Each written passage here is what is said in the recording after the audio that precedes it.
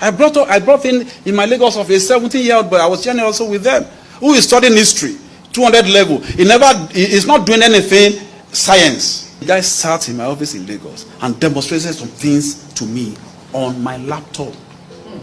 He asked for my account, my number. He knows I gave him my number. Through my number, he got my BVN. He said, "Okay, he now mentioned the name of my account number to me at the bank." I didn't tell him anything. Yes. 17-year-old boy, 200 level student, studying history and anthropology. Now, like, that's not even the issue. The problem is, I see crime in that. I also see opportunities in it.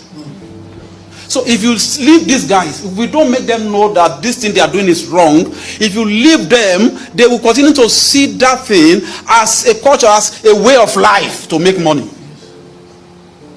If I don't investigate them, if I don't prosecute them, now what we do, on our own, we plead for light sentences for them.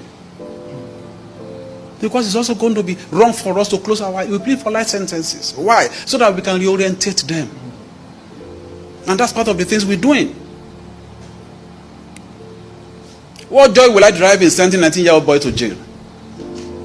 You have destroyed his future, you have destroyed his career. Sometimes, most time they give them options of fine and all of that after conviction. So we bring them, we lecture them, we talk to them. This particular boy, when he was done, I said, look, Oga, I can make 10 million now. He said, I will demonstrate to you, I will move money from your account to my account now. I said, no, don't that in my office. Don't let them trace that to this place. Don't. And he was actually ready to do it. In fact, when he opened the system and he was like, I didn't give him the key to my laptop.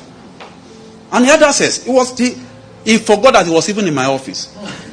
He forgot I was around him. He was just, he got lost in that art. And I said, okay, now, why do you do this? Why? You know what he told me? He says both parents are farmers. They couldn't go to farm because of insecurity. He has two younger ones, one in GS2 and one in SS2. He's the one feeding his parents. He's the one responsible for the payment of the tuition of his younger ones. So what do we do? In as much as I want to do my job, like I said, I saw a big gate in that guy. I said, okay, from today, if you are able to get out of this, we will do our work. And whatever happens, I will certainly take up the responsibility of your schooling. Told my family, we are going to do that. I spoke to one of my friends who is also ready to help to take up the schooling of the SSS2 guy. So I'm still looking for someone who will take up the one for the GS2. Maybe Sakuna will help me do that. So these are the challenges we are facing. So for people to just sit down out there and begin to condemn EFCC, they don't even have an iota of what we're doing. You don't even understand the enormity. All right, dear EFCC Chairman, thank you for this amazing speech, right? Quite motivational, quite inspiring. And then I think this is the first time that the EFCC is having a human face. Yes, human face, right? Human face in the sense that it's interacting, you could relate, connecting, not acting like a faceless group that is working from oblivion, right? And I appreciate that. However, I think you were making straight up quality information, sharing inspirational thoughts, and doing so much and even making so much sense until you got to this is no disrespect me, until you got to a particular place. And I think that is where I am calling you for this. I have said in one of my previous videos that I'm going to give you a chance, and I'm respectfully still going to do that. That's why I'm doing this engagement with you. And please, if you can tag him, share this video lesson. At a point where you saw that 17-year-old boy, by the way, thank you for what you did. There are several 17-year-old boys that are even lesser in age that are doing amazing things, that are great, that are geniuses, that are specialists and experts in some of these things. We just pray that God gives us the opportunity, the powers, the right mindset and the right environment, creating the right value system and principles. We're able to take these guys out of the negativity of the expertise and push them into positivity of using these skills and talents and giftings, of course, to be being able to develop our society. However, this is where you missed it. At the point where the guy told you the motivation behind why he does what he does, that is why I expected to have owned up. Part of the things that we need you to do. In fact, to me, the most potent way to curbing this menace of fraud in our society is for us to be to deal with thieving politicians. Again, thieving politicians that have continually, for several reasons. Number one, the inspiration that most of these Yahoo boys are getting is from these thieves in the political space. That's their inspiration. That's their role model. That's their mentors. Because to them, they have realized that people have grown to become big political figures in this country, in big offices, earning big fat salaries, managing and manipulating the system because they are thieves as well.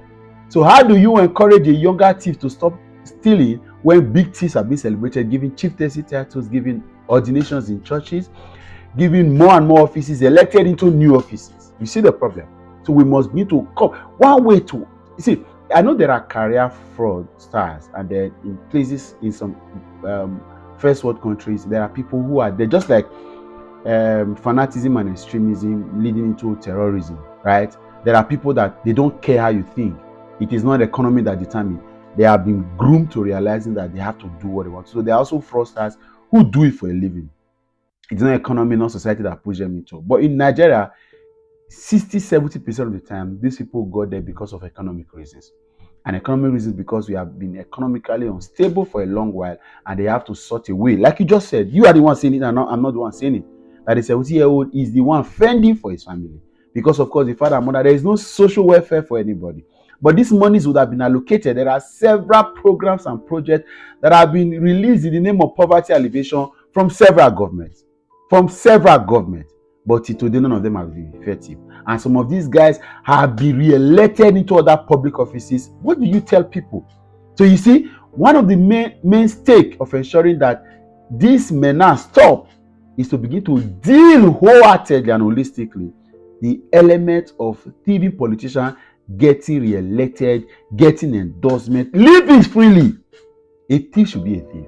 Whether the thief is stealing Maggi, or you are stealing from a foreigner, or he's stealing public wealth. It is even more dangerous to steal public wealth because you are stealing lives and destinies of people.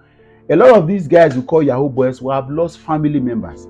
Because imagine somebody saying that I was told of a guy that lost his mother because the mother was rushed to the hospital in Apple time, but the hospital did not have the facility to have been able to treat that woman at that time. And before the hospital would allow them to take the mother away, the woman had died. He died right in front of the gate of the hospital they were living from. If that money that the politician had, if that hospital was well equipped by the government, or because I know for a fact there is no hospital in this country where written requests and budget has not been made as regards several amenities and several things. Yet, have you checked the distance of general hospitals in this country? Have you checked the availability of quality healthcare? Have you checked whether these health centers, so much money has been used? Is it about, insecurity? The young man said it was insecurity that made his parents to be able to go to farm. Until today, the government of the day is doing nothing. How much has been released? What is the politics played behind this insecurity in our farms? Why are the people perpetrating this evil not be brought? Who owns these cows? Who is sending these herdsmen to be disturbing and distorting lives and businesses of people? This is the problem. That is the first thing. Stop allowing thieving politicians to gain more powers. You are encouraging the younger ones to go. That's one. Then two, the second and one of the most important things that I think maybe I should end it here. I'm sure this solves it, right? This solves it. Look at it. These young men want to get better. How do you tell me to stop stealing when people that are stealing Commonwealth are being allowed? So what you are going to do to me is for me to grow in my stealing, grow enough that I'll begin to have powers too, so I can get up there and become spared and untouchable. That's it, sir. That's it. We must get holistic with this approach. It is not just enough to be able to want to do isolated empowerment. Let's empower the society richly. Let us deal with the people that have continually put us in bad light. People that are inspiring these people. People that are mentoring them, whether by direct or by proxy or indirectly. There are people that they look up to. Let's deal with those things. And I think that way we'll have a better society. I'll see you again another time. Thank you again, sir. God bless you.